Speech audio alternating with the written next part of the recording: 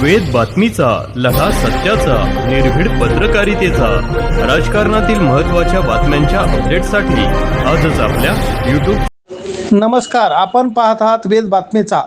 सोनेवाडी पायी दिंडीचे पुंतंबा येथे प्रस्थान.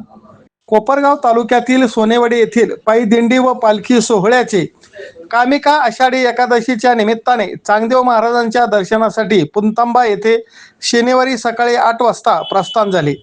या पालखी दिंडी सोहळ्यामध्ये शेकडो महिला व पुरुष भाविकांनी सहभाग घेतला. भाऊसाहेब नाथू गुडघे यांच्या अधिपत्याखाली ही दिंडी मार्गक्रम करत आहे.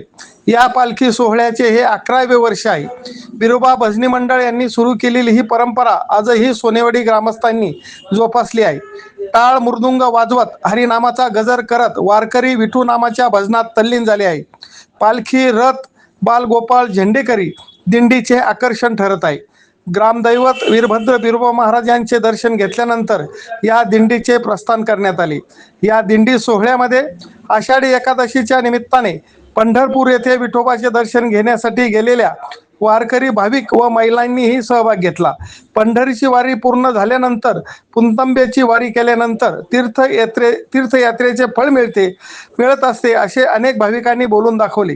लक्ष्मण जावळे, वेद बातमीचा, कोपरगाव. आपल्या या दिंडीचं किती वर्ष? 11 वर्ष. सोनेवाडी ते पुंतंबा चांगदेव महाराजांच्या दर्शनासाठी जाते. किती लोक सहभागी आहेत याच्यात भाविक? 150-200 राहते. असं ना.